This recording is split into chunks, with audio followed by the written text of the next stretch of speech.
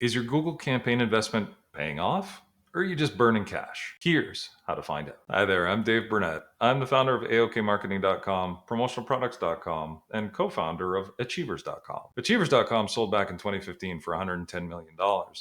Determining the ROI, which is short for return on investment, for digital campaigns is critical for brick and mortar businesses to maximize their marketing spend and understand their consumers.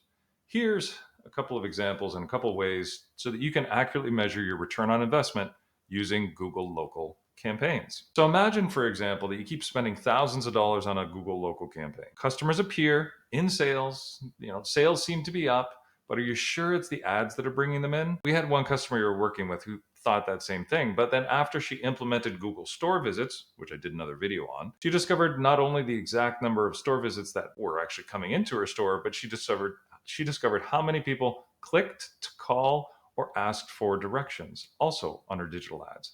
Knowing her real ROI, return on investment, helped her double down on the most profitable campaigns and then just took all the money, and applied it the best way. Took all the guesswork out of everything. 4 actionable steps that you can take to track your ROI with local campaigns. First thing, set up a local campaign. So you can set up your campaign by going into Google, specifying your store locations, getting verified, claiming your listing, and basically starting your ads on that side. So Google local campaigns will automatically optimize ads based on whatever metrics you set up. In Google local, you can have, clicks to the website, you can have form fills. If you're a restaurant, it can actually book your actual reservations right in it. But basically, you want to drive physical store visits. That's the first thing. Second thing is enable Google store visits tracking.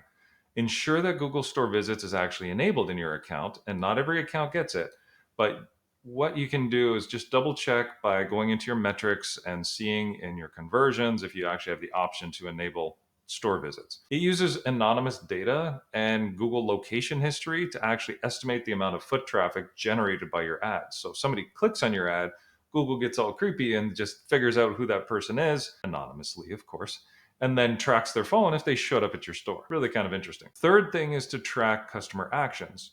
So in your Google local ads and your Google local listing, people can click for directions and they can click for phone calls from your ads.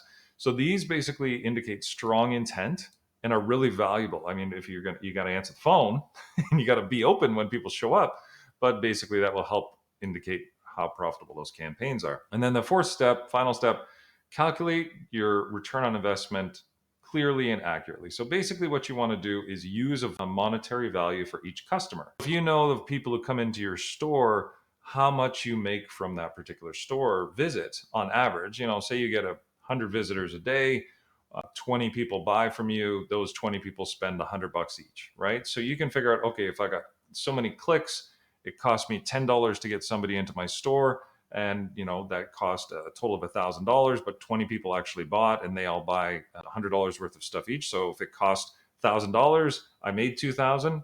My campaigns are profitable.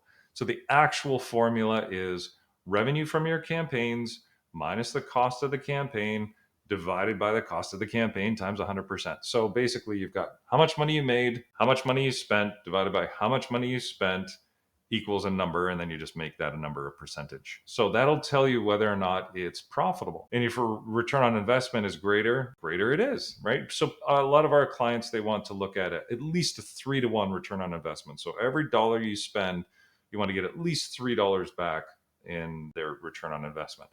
And I'll talk later on about some other metrics to be able to calculate that, but that's not just revenue, that should be profit. So other than that, if you can follow these 4 steps, right? If you actually implement a Google local campaign, you enable store visits tracking, you track your customer actions, and then you calculate your ROI to see what's profitable, you will be able to make better decisions associated with your ads. Thank you very much for taking the time. Look forward to seeing you in the next one.